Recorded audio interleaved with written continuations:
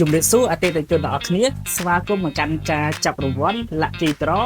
ដែលភ្ញៀវក៏បានជាវនៅក្នុងឱកាស Promotion ឆ្លងឆ្នាំ 2025-2026 រង្វាន់របស់យើងមានដូចជា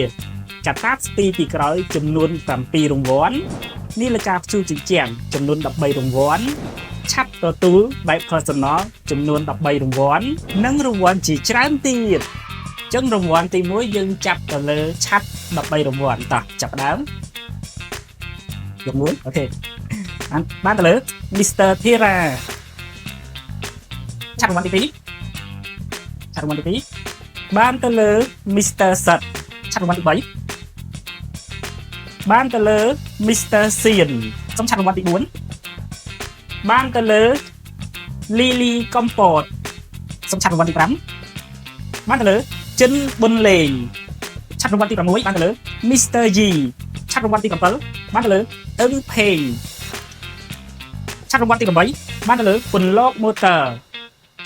ឆ័ត្ររង្វាន់ទី9បានទៅលើ Saron ឆ័ត្ររង្វាន់ទី10បានទៅលើ Mr. Nu ឆ័ត្ររង្វាន់ទី11បានទៅលើ Mr. Aaron ឆ័ត្ររង្វាន់ទី12 Mr. Liang ឆ័ត្រចុងក្រោយលេខរៀងទី13បានទៅលើ Mr. Nikmul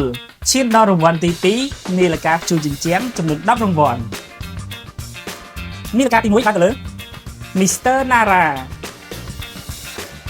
នាឡិកាទី2បានទៅលើ Mr. Mano នាឡិកាទី3បានទៅលើកញ្ញាវ៉ាន់ឌីនាឡិកាទី4បានទៅលើ Depo សំបុកធូលនាឡិកាទី5បានទៅលើ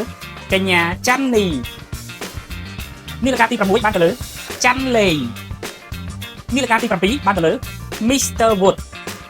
នាឡិកាទី8បានទៅលើ Mr. Bot នាឡិកាទី9បានទៅលើសេងគឹមសួរនិងនាឡិកាចុងក្រោយនាឡិកាទី10បានទៅលើប៊ុនថេងមកដល់រង្វាន់ចុងក្រោយរបស់យើងគឺកាបូបស្ពាយចំនួន7រង្វាន់តោះចង់ដឹងថានរណាជាម្ចាស់កាបូបស្ពាយកាបូបស្ពាយទី1 Mr. សុកជាកាបូបស្ពាយទី2 Mr. Srin កាបូបស្ពាយទី3 Mr. Kim កាបូបស្ពាយទី4 Mr. Davi កាបូបស្ពាយទី5 Mr. មេងឡាយកាបូបស្ពាយទី6សំខោះឡាយនិងកាបូបស្ពាយទី7គឹមរ៉ាបាទអ្នកទាំងអស់គ្នាបើបានឮឈ្មោះហើយកុំភ្លេចចាំទទួលរង្វាន់ទាំងអស់គ្នាណាហើយនៅក្នុងនោះយើងក៏មានថែមជូនសៀវភៅសរសេរប៊ិចហើយនឹងថង់យូតដ៏ស្រស់ស្អាតមួយដែរខ្ញុំទាំងពីរនាក់សូមអរគុណសូមជម្រាបលា